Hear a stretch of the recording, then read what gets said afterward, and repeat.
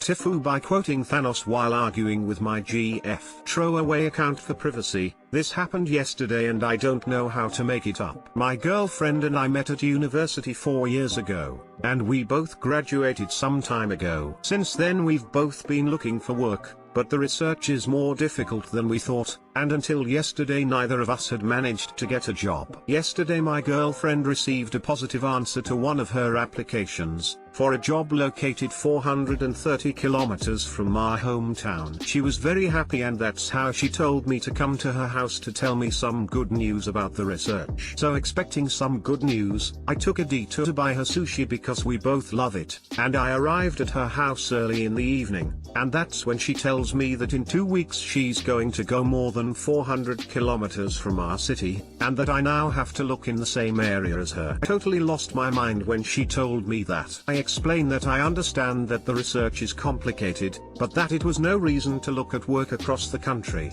and that I had no desire to leave my family and friends because my life is in my hometown. The situation then became very tense. She told me that I am selfish and that I have to learn to move away, that even if there is no urgency, it is important to find a job quickly so as not to remain inactive. I then offered her a long-distance relationship for a few months because I really don't want to leave, and she could come back as soon as she found a job in our city. And that, guys, she took it really hard. I've never seen her so upset in my life. She then gave me an ultimatum: either I follow her or we stop our relationship, and she asks me if I'm really ready to leave her to stay with my family and friends. Maybe some people can see it, but this is the moment I zucchini up. I still don't know why my brain betrayed me like that, but the only answer I could find was, perhaps, maybe it is a small price to pay for salvation. I could have made long rants to show her that I love her, that I care about her. I could have found arguments so that we could solve the situation,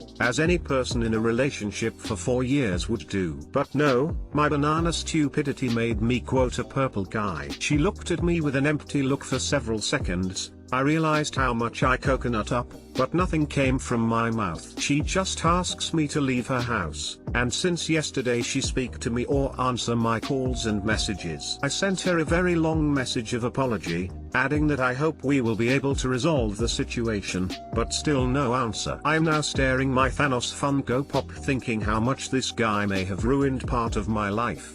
Whoa, this blew up far more than I could imagine. I took time to read all your comments, and I spend a big part of my day speaking with my GF about the situation. So here's the situation. 1. She's mad that in such a situation my only answer was quoting a meme. 2. She thinks, and she's not the only one from what I read, that I'm still a child for wanting to stay in my city. To clarify some things, I'm living in a small country in Europe. That's why 400 kilometers is basically across the country. Then I admit it, I may not be ready to start my professional life. In my head I'm still a student who always wants to enjoy his life like it was, going out with friends, enjoying parties in the middle of the week, watching sports and taking care of my GF. For me, the best to start my work life was to find a job in my city to keep my bearings and my way of life and to be able to gradually switch to something more serious. That's a big part of why I freaked out when she told me to come far away from everything that defines my life. Also yes, there was a big lack of communication in my relationship.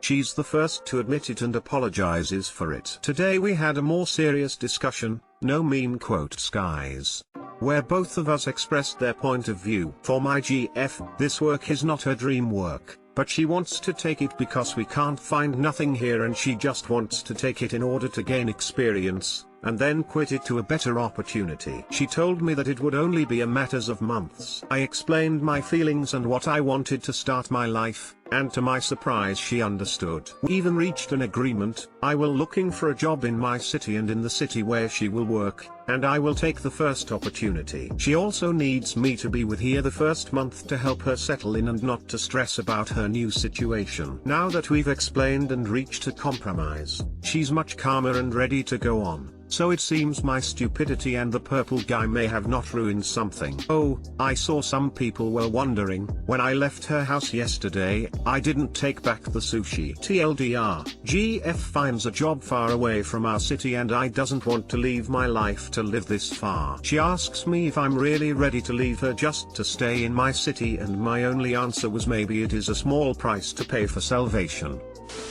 A career setback isn't a risk she's willing to take. Being unable to visit family isn't a risk you're willing to take. Doesn't seem like you guys prioritize each other more than those factors, and I do not mean this in a negative way at all. My condolences to you too, but it appears this was inevitable. Sounds like your breakup was inevitable. The hardest choices require the strongest wills. Perhaps she is not a good fit for you and it's time to snap her out of your life. Did you guys discuss jobs that far away before? To be honest, for such a long relationship, I would hope that she would have said to you, hey, so I applied for a job really far away. What happens if I get it? Maybe she wouldn't have applied for it in the first place if it would rip your relationship apart. That's what I don't get about this either. The idea of expanding a job search outside of home should be something that's discussed way before applications are filled. Also, having a max distance away from home that I felt comfortable with. I am sorry this story is very sad and all, but the fact that you quotes Thanos in such a serious situation is one of funniest thing that I read in this subreddit.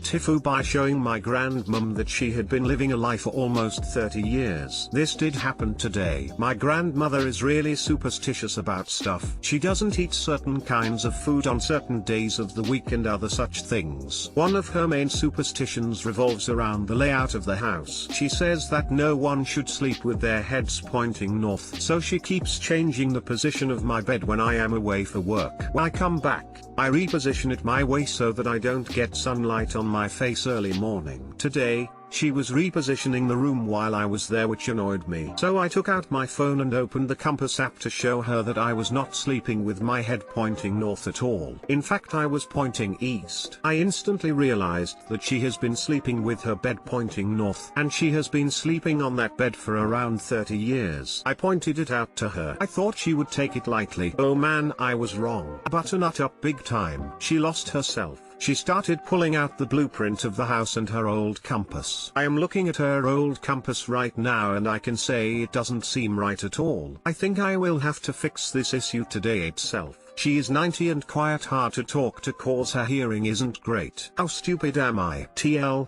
doctor, I cheesecake up by showing my grandmother that she was sleeping with her bed pointing north, which she is strictly against cause of her superstitious beliefs. She did not take it well. Edit 1, a lot of you are asking me how she moves furniture at the age of 90. Well, she doesn't do it herself. She has a helper who is supposed to take care of her personally, but my grandmother doesn't like the idea of employing someone particularly for her, so she gives her household chores to keep her busy. Edit 2, yes, the caregiver gets paid extra for this. Tell her not to do the chores and I assure you it's not that regular.